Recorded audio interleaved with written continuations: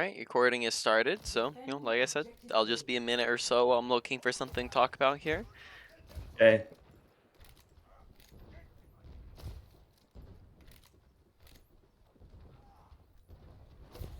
Get back in the fight.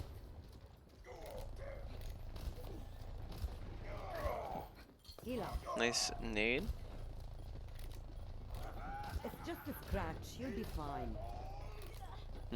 So in that situation, if you saw Sombra was contesting point, you could potentially look to go for a sleep on Sombra, and then that would possibly open up for a kill for your teammates, right? So you just going for that sleep, it potentially just ends up securing a free kill, right? And then that can stop them from being able to push until they get that player back. You're going to be okay. All right, good to go. We'll look for that. Die fever.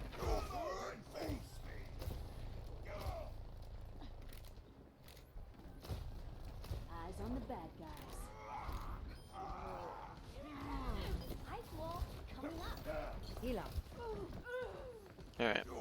So, as of the moment, I'm stockpiling a couple things. We'll go over them after the game is over, just because they might be things that are a little longer than I'd like to talk about, like in the middle of the fight. Okay. Yeah, sorry, I'm not really responsive right now. I get No, you're good. pretty toned into it. Heroes never die. Watching your back. Get in there, Bob.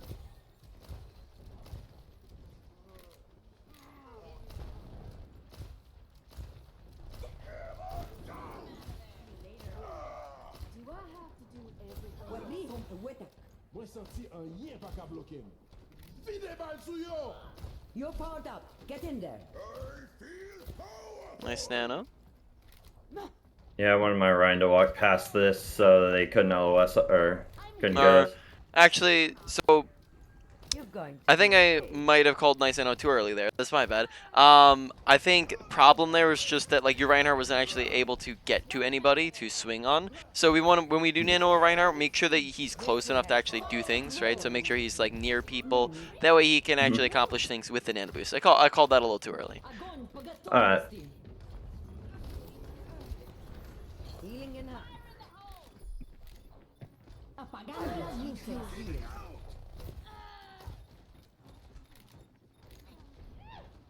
Okay.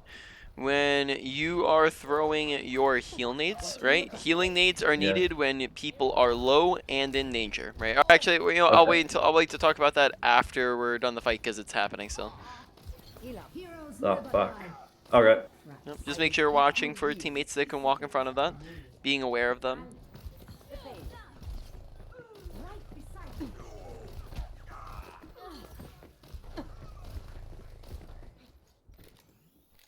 Patched up. Ah. Come and face me! It's just a scratch. You'll be fine.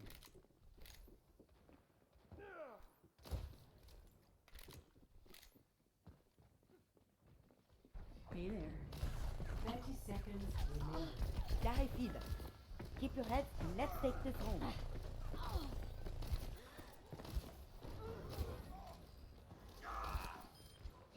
Justice delivered. My strength unleashed. Go. I'll keep you healed. Get in there. 10 seconds remaining.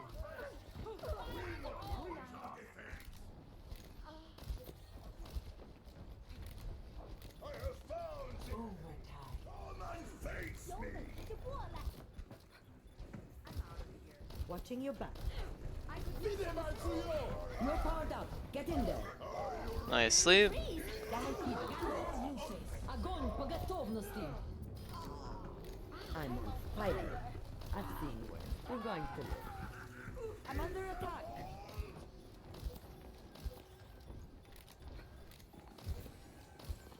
This is not the end. All right. So why don't you just leave here? I'm gonna start streaming, and we're gonna talk about a couple things. I don't think we're gonna talk about a ton of things. You didn't seem to, that game didn't seem like it was too much of a challenge, so there wasn't a ton that went on. But in any case, let's start to review. So one of the biggest things I would say was that we were struggling mechanically. Not so typically I define mechanics. Like mechanics is its own category, but I would when I'm defining mechanics here, I'm talking about just like hitting your shots in capacity for your gun, but then also just with your abilities as well. So whenever we used abilities, we seem to struggle to land our abilities, right, and our normal shots as well. So that's first thing I'm noticing that's pretty big. It's just that we're missing a lot of shots. So to begin, I'd like to just make sure that your sensitivity is not an issue. I was maybe noticing that you were having trouble making fast turns, so there's a possibility you have too low of a sensitivity. Do you mind letting me know what your sensitivity and DPI are at? Yeah, sensitivity I rock 4.5, DPI 800. Okay, so that is literally exactly the sensitivity that I have. What size mouse pad do you run with? It's an XL. It's like an extended one. Okay, so I have probably like foot and a half of space to all work right. with because So my then PC's on one side. that So all sounds exactly perfect, right? So that doesn't seem to be an issue. So I was just trying to cross that off the list. So now moving on to other things. So for sleep dart in specific, let's talk real quick. In general, flicking is only needed in specific instances, right? There's only certain times where flicking is needed, and that's when you're doing this crazy, when you're doing this stuff, right? So when a lot of players, when they go for a sleep, right, they'll shoot normal, they'll do this, and then all of a sudden they'll go for a sleep, and then they'll go whatcha, right, and just like randomly do that, right? Flicking that is useful in certain instances is not in others, right? So flicking is anytime your crosshair needs to travel somewhere very, very fast, and that needs to happen up against fast moving targets, right? Such as a tracer who like blinks behind you, right? You need to do that when someone sneaks up behind you, right? So like someone comes up behind, I have to flick around to sleep, right? I need to flick around to sleep if like somebody just appears on my screen. So I'm aiming down here, and then I need to flick up to this person, right? Because he just appears on my screen, right? That's when flicking is necessary. When you're not looking at somebody and you need to flick over to them. Flicking is not necessary when you're already aiming directly at somebody, right? So if we are aiming straight here, flicking is going to do nothing but just mess with our aim and create a greater, margin of error where we're going to have a greater chance to miss because we're randomly flicking around, whereas if we just aim straight, then we get them, right? So that is one thing I noticed with Sleep Dart. Now, Nade Usage, we're going to talk about a couple things with Nade Usage. First thing is keep in mind that objects, like just watch for geometry because Nade can get stuck and not hit people based off of certain things. Like for example, there's one time where we weren't able to hit the Sombra just because it got caught on something. So for example, Sombra was up here and we threw the nade right here, which meant that it didn't actually hit the Sombra, right? So that would be, for example, so for example, notice that this is definitely 100% within range of these guys, but if I throw the nade down in this corner, it doesn't actually hit them because the geometry is in the way of them, right? So make sure we're keeping our eye and watching for that, as that costs us like maybe at the very minimum one good example and then maybe a couple other tiny examples. Besides that, helpful nade tech for landing long distance nades. There were a lot of times where we just kind of chucked them in, and that's perfectly fine, but this is going to be tech that helps you chuck them in very easily. So this only works if you are scoped in, so you need to scope up. You're going to take your ultimate charge and line it up with an enemy, and then you can press nade, and that nade's go and hit them from any height, any range that you're at. So I can do the same thing. Okay. Yep. Becomes very helpful. So here with these guys, right? Because we're more on even footing and they're also below me, I'm gonna line up my Q with them instead of my ult charge, and that nade hits them, right? So besides that, let's see. Is there anything else with nade? Nade. Don't try to chuck nade directly at people. Now this one I'm just throwing in there because it's short enough to throw in there. I'm not sure if I directly saw this as a problem, but if you try to chuck it straight at people and it misses, goes sailing past them in a Narnia, doesn't do anything. But if you aim at the floor, it's such a gigantic radius, it doesn't even matter that you miss because, or you don't even need to be near them because it just hits them anyways, and this also means that people don't body block it from hitting people around them. So you want to throw it in the floor between as many people as possible rather than at people. And then let's move on to some mechanical stuff for your gun. So firstly, we're going to discuss when to use your different types of scope. So you have 3 different types of scope, but we're going to focus on 2 of them. You also have quick scoping, but that's a little bit out of the range, like out of the skill level as of the moment. Not a big deal currently, So but on that subject though, okay, so I don't know if this happens to a lot of people, but I logged in one day and it was like I could not aim. Like Mm. I never had problem hitting shots before, but then like there was one day it was like somebody came in and messed with my DPI. I couldn't hit anything, and for like the past week, like my aim has just been Okay, so horrible. do you feel like it was actually your DPI was different, or do you feel like you were just having a bad day with aim? I don't know if it was having a bad day and I just got in my head and now I just can't hit anything, but yeah, like I Yeah. have I used to do this aim training practice like Mhm. 15 minutes before I would go, and I don't know, maybe it's just because I stopped doing that, Mhm. but like it's like all of a sudden like Yeah, my so aim is we'll just horrible. yeah, so firstly I'll talk about some scope stuff and then we'll go into more so like aim and good routines to be in, right? Hmm. So let's talk about, also apologies for the background noise if you hear that. It's okay. So unscoped versus scoped, right? Those are your 2 basic types of scoping, right? So Hmm. your unscoped shots, right, are going to have advantages and disadvantages, right? Advantages, you keep up mobility, you keep up visibility, and you also, but it's also going to be a projectile by nature, right? Whereas when you scope in, you're going to lose mobility, which is good to have a steady shot. You're going to lose sensitivity. You are going to lose visibility, which again is zooms you in and makes it good for range.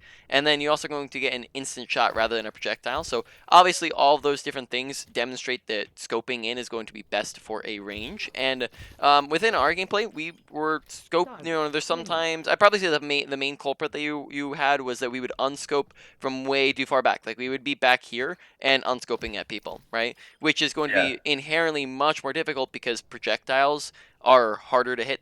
Like inherently projectiles are much more difficult to land at ranges, right? Yeah. Because they have a travel time and you have to predict where people are moving.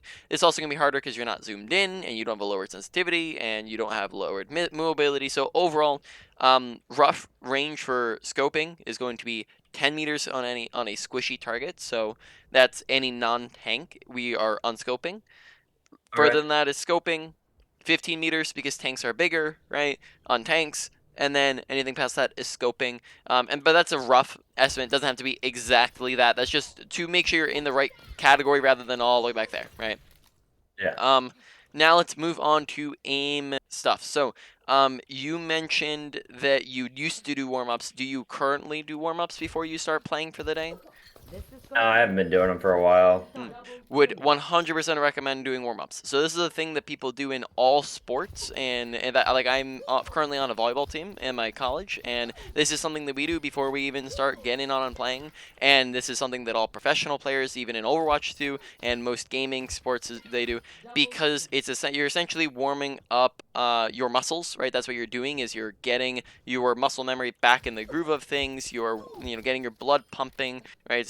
Some adrenaline going, getting back into the swing of things, because every single time you stop playing, you're essentially getting rusty and deteriorating, right? And this Yeah. helps you get back into the game. Whereas, like, if you were to try to use your first game as a warm up, well, then that's just you're going to be performing worse in your first game, and then that means that now you lost your first game because you're mechanically not performing well, and then that's going to tilt you. Or even just if it doesn't really tilt you, it's just gonna when you lose, you typically keep losing, right?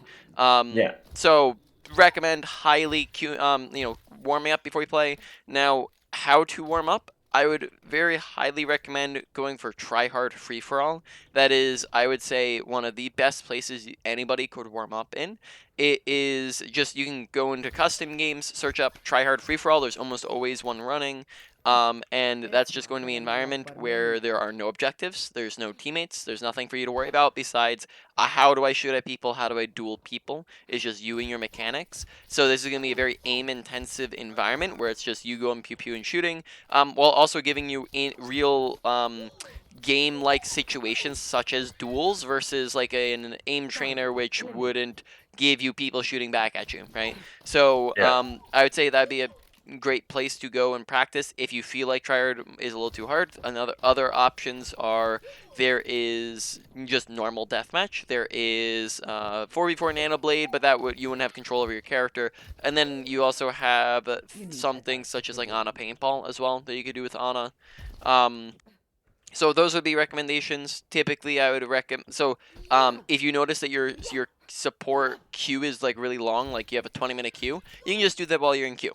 If it's like a 4-minute queue, then you might want to just give yourself like I'd probably say a minimum of like 10 minutes, or like around 10-15 minutes is usually a good rate to have for a warm up, right? Just around that time frame.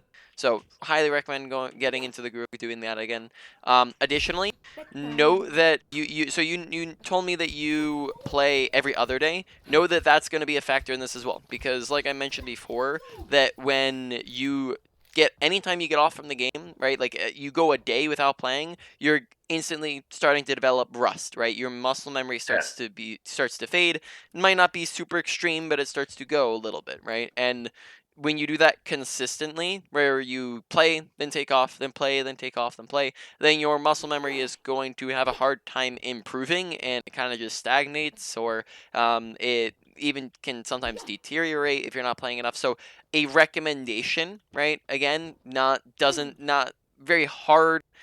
Rules, it definitely depends on what are your priorities while playing and whatnot. What are your life priorities? What do you want to dedicate your time to? But even just getting on and playing like a 10-minute, just hopping in a tryhard deathmatch, tryhard free for all, or a team deathmatch, or quick play, or something, one comp game for a day, right? 10 to 30 minutes, all right, could mean the difference between that that muscle memory deteriorating or not, right? So that's other things that are out there. Let's see. I think that was mainly it. Now let's also discuss just getting better at things in general, because I think that's kind of applicable, because you might be thinking a little bit like, yeah, well, I mean, I've tried it, like I play the game, I did the aim trainers back in the day, and but my mechanics never were great, and like I don't feel like the training's helping a ton, right? So you might be asking those types of questions. So how do you actually practice and get better at your aim and apply the things we're talking about? Well, you get better at the game, at this, the same way you get better at anything you're trying to get better at, and that is while you are playing, you're going to focus on your mechanics. So what that would mean is you're not going to autopilot, you're not going to just play to play, and contrary to popular belief, you're not going to just purely play to win, as when you purely play to win, you're just going to stagnate, whereas you want to be playing to improve, and that's going to lead to you winning more games. Now, what that looks like within your gameplay is you're going to be thinking to yourself, mechanics, mechanics, mechanics, aim, aim, aim, aim, aim, aim, mechanics, sleep, nade, that type of thing, giving yourself a constant stream of reminders to think about how you're shooting. And then when you do that, your aim is going to be looking a lot more solid, because you're putting the attention and effort into how you're aiming. Then once you do that for a long enough period of time, then that means that your aim is going to be developed as a habit. Once it develops as habits, it's going to come naturally. You don't need to really focus on it as much. So for a reference point, I don't play this game nearly as much anymore, right? Like I take week breaks where I won't go without playing, but because I have 4,000 hours in the game, the muscle memory is still there, and I probably my mechanics could compete, or sorry, what am my words saying? My mechanics could compete with a 4K level if I take a week off, right? Or probably like a 3.9 level if I just took a month off from the game, right? Because of the fact that it comes naturally now, because I've made a habit out of it. It's so ingrained in me, right? So that's the goal. We're going to talk about a ton of things. I'd recommend don't try to do everything all at once. That will become overwhelming. Instead, focus on one category of things, or 1 to 3 smaller things within a category. Right? Does that all make sense for the moment being? Yeah, that all makes sense. All right. So then we talked about those. Trying to think if there's anything else. Why don't you go ahead and queue up for a game, and I'll see if I can remember anything else we're gonna review.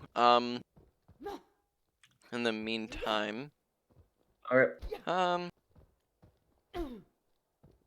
yeah, I'm trying to think. I think, yeah.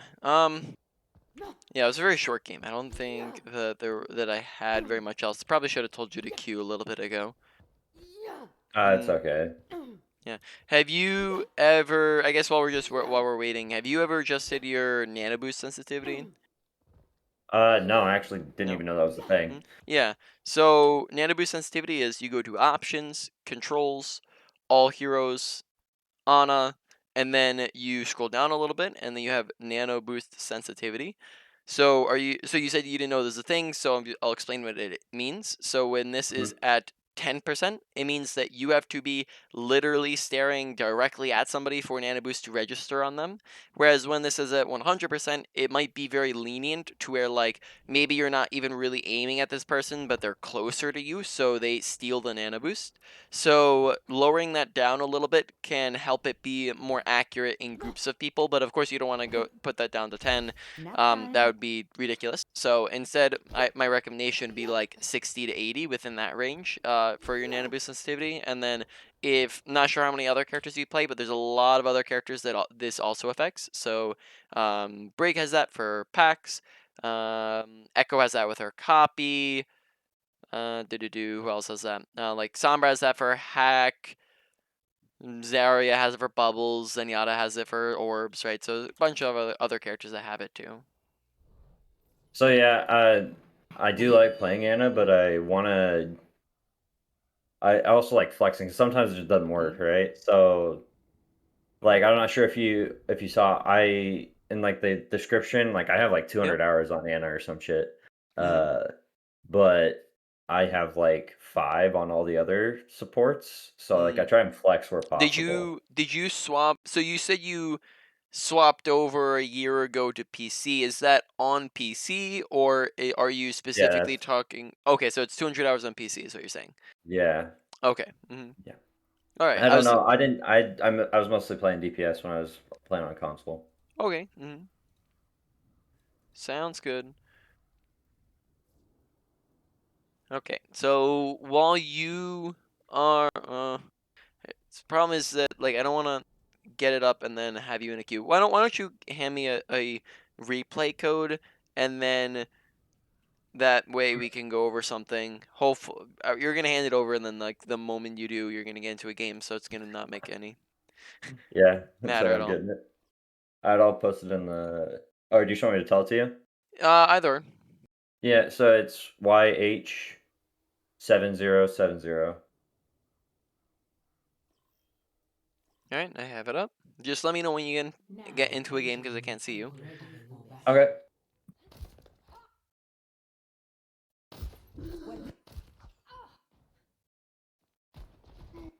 All right, so I like these starting positions that you're in. We must You're going to be do you okay. watch like a lot of streamers and stuff like that? Yeah, I watch a lot of like YouTubers? ML7 Okay, specifically. yep. So you do seem to have good starting positioning, and we'll notice that. So like on the other map, you had good spots at all, or spots too. Good shots.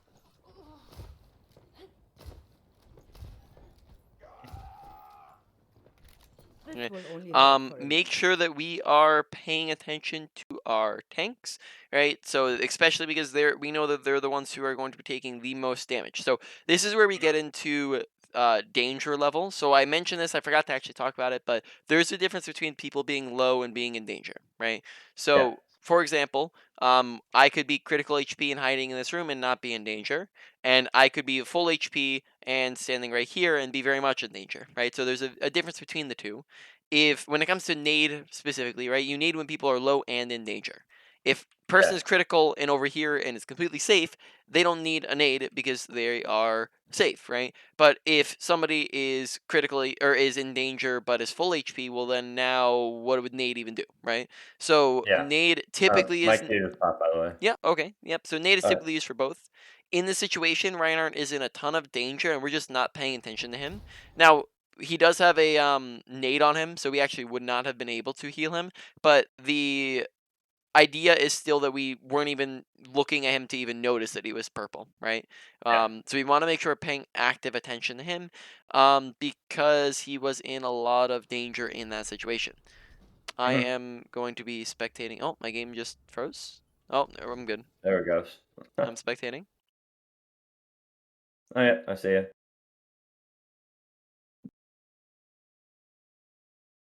Heck.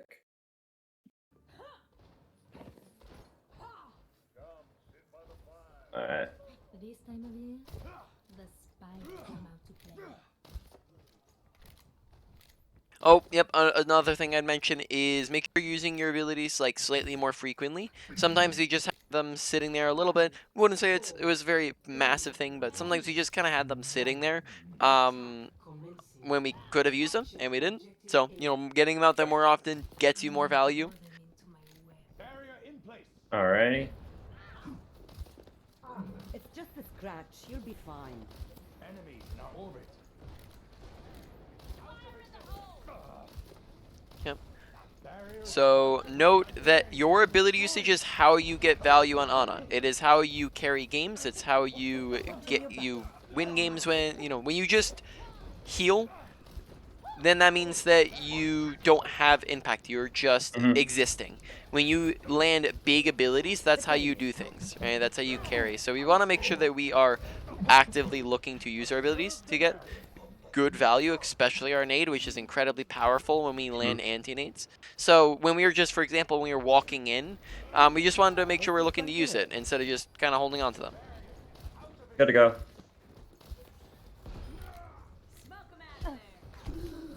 Right. Also noting that we haven't used our sleep yet, right? So press tab real quick. Do they have anything that, do they have a Sombra or a Tracer or anything that we need to hold on to sleep for?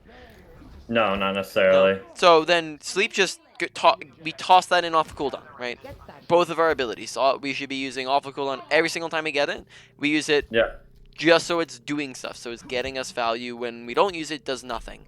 But let's say they're on, a Tracer. Well, now maybe we hold on to like a sleep because we might need to stop Tracer. Let's say that they're on a full dive, right? Well, maybe now we have to hold on to both abilities because we're gonna need to keep them to stay alive, and where they're gonna be getting value is when they're on top of us. Yeah. Get healed. Yep. So that's maybe a situation where you can think, well, is she in danger? I could probably have just healed her up, right, with our normal shots. Yeah. Take your medicine. All right. So they're kind of just, yeah, I don't think that crouching was maybe necessary to sleep in there, right? Like we probably still had that angle moving while we're moving around. So be careful about like in the middle of a fight, just kind of crouching and sitting there, because then that got us killed there because we got mowed down. Yeah.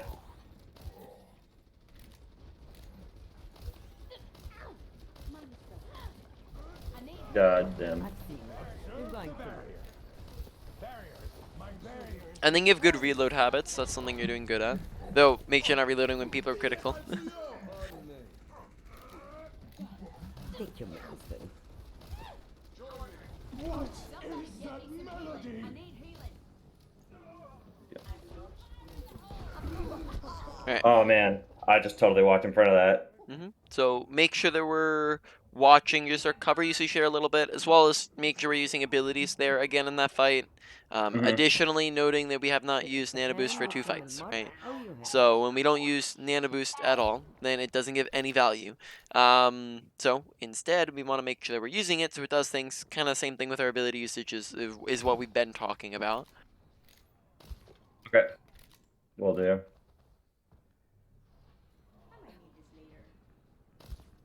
So now in the time that we, have used 1 Nano Boost, we maybe could have gotten like 2 off.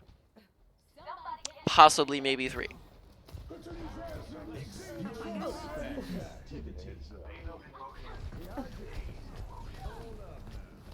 You're powered up. Get Get in there. Okay.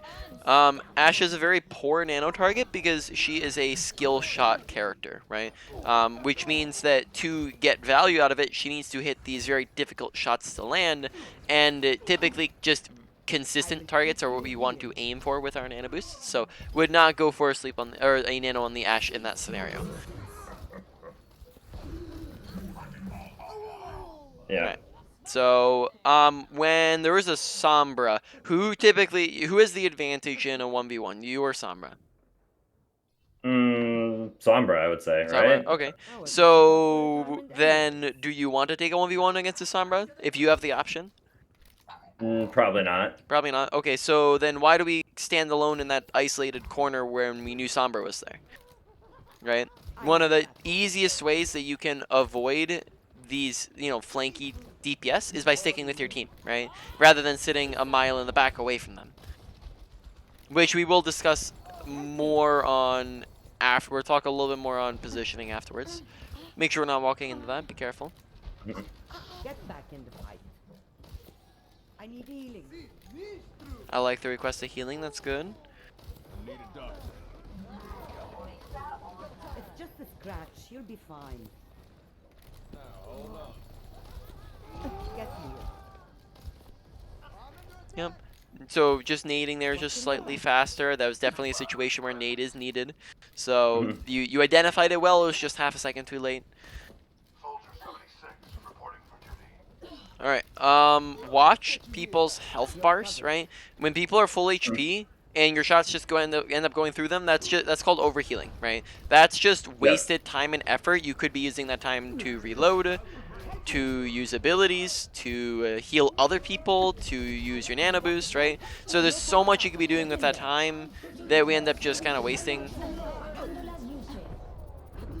That's kind of unfortunate. Not a lot you can do against a double ult, especially when you're getting solo EMP'd. But yeah, so just watch over healing. Don't heal when people are already full HP. That's always just gonna be wasted time, wasted ammo as well. Okay, yeah.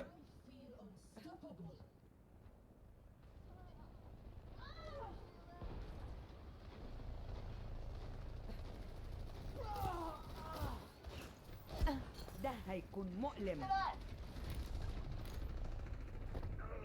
Good decision back up. Barrier in place.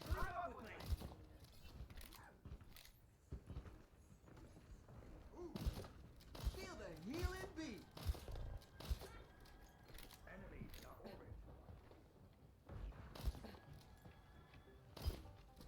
Where did he go?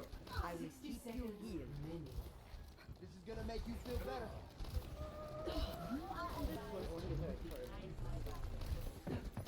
Down. Watching your back.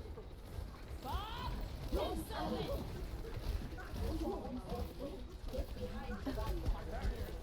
up.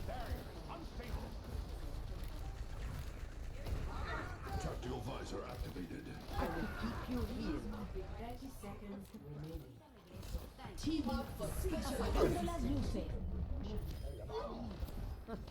اسمع كلام الأكبر مني. You're powered up. Get in there. Alright, remember his feet, right? Not Adam. That's how he just goes sailing past him in that situation. Yeah. We're running out of time. Everyone, attack. Oh. Make sure that we're not making those like longer rotations in the middle of the fight, because then that means that our teammates die because we end up we can't see them, right? I think we rotated to get the health pack, if I'm not mistaken, Will help. Yep. which just meant that we couldn't heal our team when they needed it. Go. I'll keep you healed. Oh, let's break it. Damn! What? ده هيكون مؤلم. أنا هاخد بالي منك.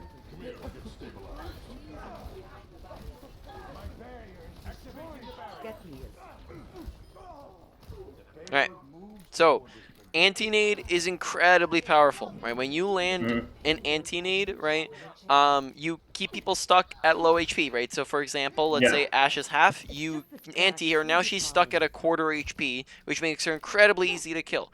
When you land like a 4, 5, 6-man anti-nade, a lot of times that can be even more powerful than your Nano Boost, right? So you have an ability on a cooldown which has the potential to be more powerful than your ultimate.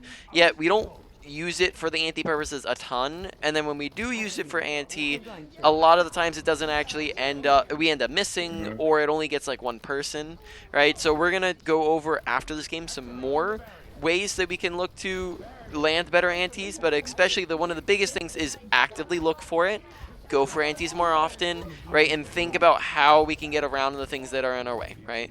So pay attention to it. Antis are really important. That's how we get value. Make sure we're looking to use them and Oh. land them, right? So watching health bars, right? So like if somebody's 1 HP, maybe anti's not needed.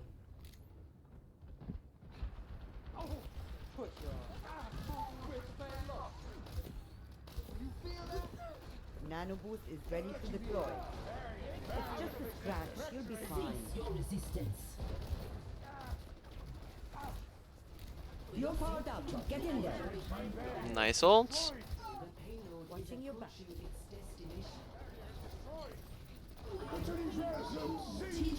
Special attack. Good awareness of who is low. All right, so I am leaving the game. Feel free. I'm gonna spectate once again, or not spectate. Screen share is what I meant to say. All right. All right, so we're going to go. All right, so I think that you have really great starting positioning. You know where to begin on these maps, but we're doing a crash course on all things positioning real quick because I'm noticing a lot of small areas across like all the different parts of positioning that we need to work on. So we're gonna go over a bunch of different things here. So keep watching. Not that Okay. you have a choice. So basically, let's start off with general positioning. If I'm standing here and the enemy team is standing there, there are a bunch of people looking at me and shooting at me. It takes me 1, 2, 3 seconds to get behind cover. Now, from here, you cannot shoot through solid objects, so we're completely safe, right? No issues at all. But in that time it took me to walk here, I died. Whereas from here, well, now I can do like everything the same except for it takes me half a second to duck behind cover, right? Which is 6 times faster than what it took us to walk from there. Which means that good positioning is the usage of cover, whereas bad positioning is the absence of cover, right? And a lot of times we just kind of use an absence of cover, or we just will randomly walk out to the open when we don't need to. So think, for example, when we had the Ashe just dynamite and then shoot us in the face, right? We ended up dying.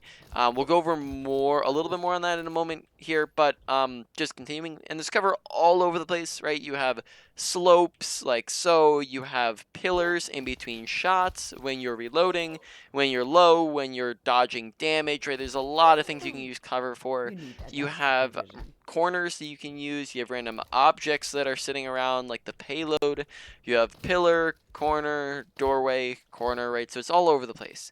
Additionally, all of high grounds act as natural cover, right? So they can see us, now they can't. They can see us, now they can't, right? So all of high grounds act as natural cover, which gives us survivability, right? Additionally, when we are on high grounds, 2/3 of the characters in the game can't really reach us. They need to take the stairs, and then the third that can need to use abilities, which gives us an additional layer of survivability. And then on top of that, we have a ton of visibility up here because we can see here and here, here and here, right? But when we're on a high ground or low ground, right, we can't see over there, or any of the high ground, right? So it gives us limited visibility. So high ground's great, cover's great. More things to go in for positioning. So Ana also has 3 boxes when it comes to 3 check boxes when it comes to positioning because she has Ana specific positioning. Number 1 is, can I see my team? This one, I think, so far, you've been doing a pretty decent job of. Like, I don't think you're struggling too much with this one, but you just want to make sure you have sight lines on your teammates, right? Number 2 is, can I land abilities? This one we are not utilizing at all, so we are going to discuss this, okay? So how can we land our abilities better? So when it comes to using our abilities, we're going to sidetrack for a little moment here. there's a lot of obstacles that get in your way, right? You have teammates, because your teammates can just body block it from doing things. So to get around this, we can just walk to the left, to the right. We can walk in front of them, right? We can wait for them to move out of the way. We just want to make sure being aware of them, right? There other things that can block it are shields and tanking abilities and tanks themselves, because they can just block it from hitting people behind them, right? So to get around these things, we can walk around to the side, we can wait for them to go down, we can wait for them to die, we can wait for them to break, we can wait for the ability to run out, right? We have a lot of different options. We can throw it above or around, right? Just a lot of different options to work with. We just want to make sure we're actively thinking about the obstacles that can get in the way of our abilities. Now we're back to positioning. There is a very easy way that we can just get around all of these obstacles all in one fell swoop, and that is to off angles. So if I am standing here, right, and the enemy team is standing there, and my whole team's here, enemy team's there, teams here, shields, tanking abilities, tanks themselves, tons of things in the way. Nade does absolutely nothing, right? But if we just took a moment here and came off to the side on an off angle, right, that's the main angle, then we are able to just toss a nade in from behind, bypassing every single obstacle in our way very easily, right? So then that opens up for the big anti-nade, which can win us the fight, right? So that is how you land big nades, and one way you can do that, but it's not always going to be option. That's why we need to think about other ways to get around them, but off angles are going to be around maybe like 50% of the time, right? Another option, or sorry, another example here, any team, our team, main angle, right? We just, heal our team, we back up a little bit, take a moment, come high ground. Note it's very fast, it's very safe. And then once we're up here, we can get around everything straight to the back line, right? High grounds all act as as off angles, which is another advantage of them. As long as we're above them, if they're like all the way over there though, doesn't really do that as well, because they can still shield you, right? Now so I do want to differentiate. There is a difference between an off angle and a flank, right? So that was an off angle, what we just did. So enemy team, our team, this would be a flank, right? If we went all the way around, we kept going. So flanks are long and or dangerous. Typically they take much longer, which means that in this time your team is dying, right? And then we're also in much more danger in this spot than in the other two spots, and therefore they can just turn around and kill us. So Ana never wants to go for flanks, right? Never ever. But she does want to go for off angles because they're a very high value for her. So make sure you're watching for that difference, and being careful of that. So that's box number 2 is, can I land my abilities?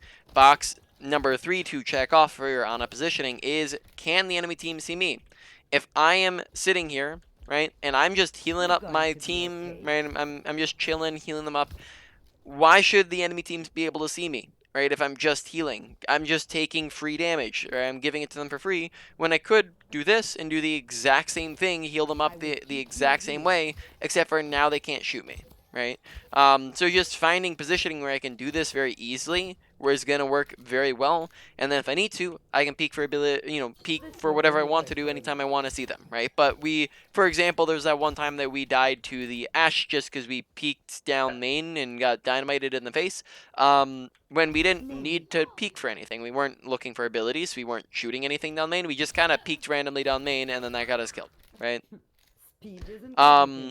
So, did I have anything else? Oh, yeah. Okay, one more thing for positioning, crash course on positioning, is your range. So, as Ana, you are a sniper with a gun, but you don't like to position at long ranges. What? Sniper doesn't like long ranges.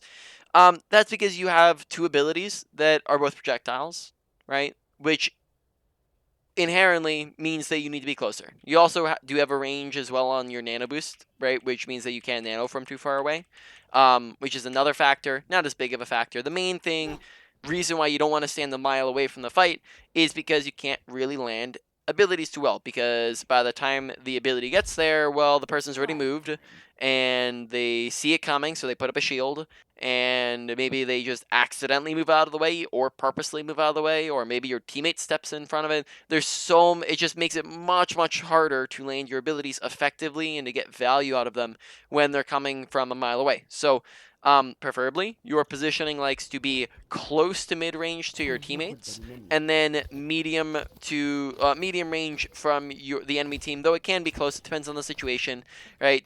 But if you do go close, close is only ever like for seconds, right? You can go you go close for a very limited amount of time. So, for example, this off angle takes me close to them, but I'm not staying here for very long. I'm back to my team, right? Or for alternatively, another option we could do here, right, is let's say that they have their shield right here and my team's right here. We're fighting over this corner, right? And let's say this off angle doesn't exist. I can real quick run past, nade, back to my team, right?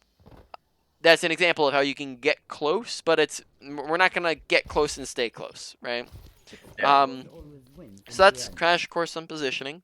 Think that's it for that. Now let's see. Was there anything else we want to discuss? We already went over how to use your nades. I think that was it. But yeah, we're headed into. So now we're going to head into the wrap up and review portion. So we're gonna wrap up, review, go over the main points of the session, then wrap up from there.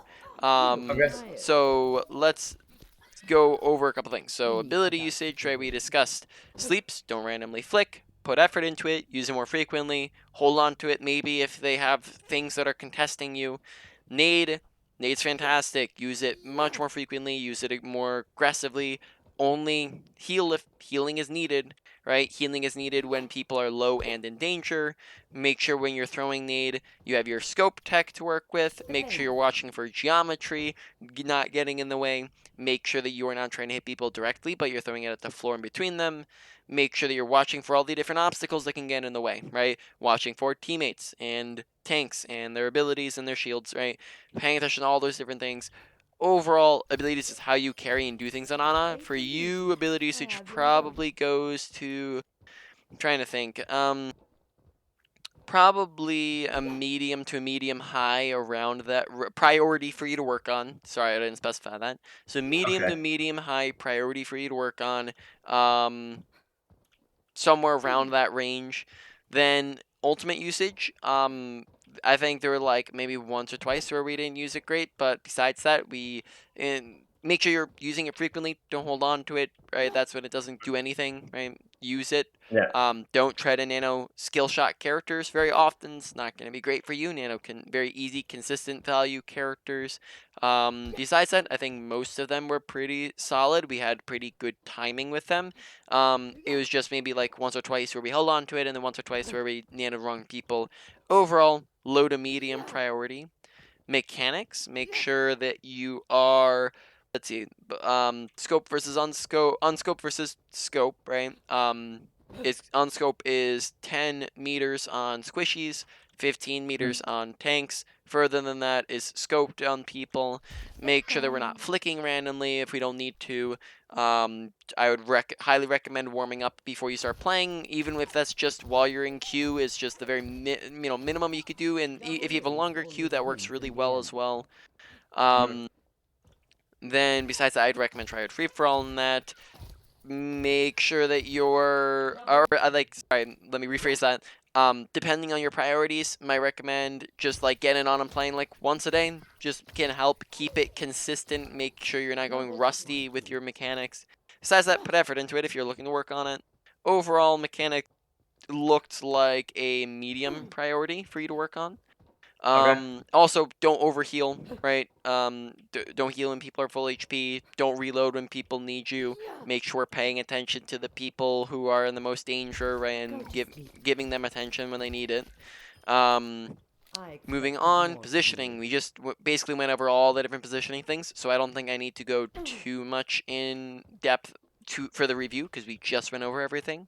So overall, positioning probably goes to, I would say, around the same. I'm trying to think. I'd say it goes around the same as your ability. So why don't we just put both of them at a medium high? Both of those go at a medium high, positioning and ability usage. And then finally we have awareness. Awareness is paying attention to your environment. I think you did a good job paying attention to your health bar. Let's see. Is there anything we needed to pay attention to? We didn't talk about awareness very much. Make sure. Trying to think. I don't know if we did go over awareness very much. Just a lot of times odds and ends things, right? Like just sometimes you wouldn't pay attention to things, maybe nanoing the wrong target. Maybe not, not make sure you're paying attention to your HUD so that we're not holding onto our abilities that can help, right? If you're paying attention to your HUD, that can stop you from just holding on to them. If you notice, oh, hey, I actually haven't. Pay attention to health bars of teammates. Make sure you're paying attention to, their danger levels and whether or not they actually need healing and who needs healing. So it's just a lot of odds and ends things. Overall, that probably goes to like a low to medium for the moment, because I don't think we discussed it a ton. So overall, to put that all in order, number 1 is probably going to be your positioning, as that's going to set up your ability usage once you get better positioning down. Number 2 is going to be your ability usage. Number 3 is going to be your mechanics. Number 4 is going to be your ultimate usage, and then number 5 is going to be your awareness. Right? That's about it. Do you have any questions about anything in general? Yeah, just one quick one. So one of the things that I noticed I really struggle with whenever I queue Lights out. is like dive, and I know that's just probably like an inherent thing with Ana because she's super squishy.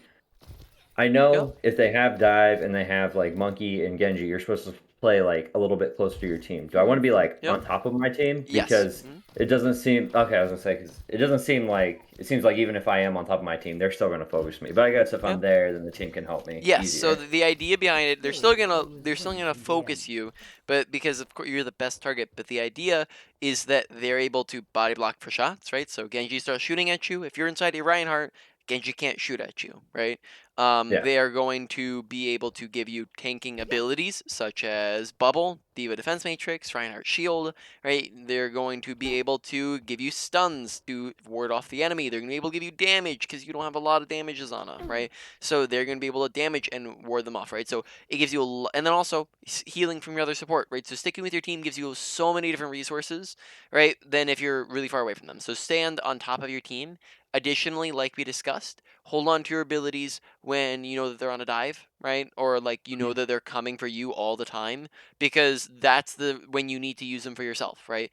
You get dove by 3 people, we need to have Nade to heal and sleep to defend ourselves, right? So that also you can position your health packs if possible.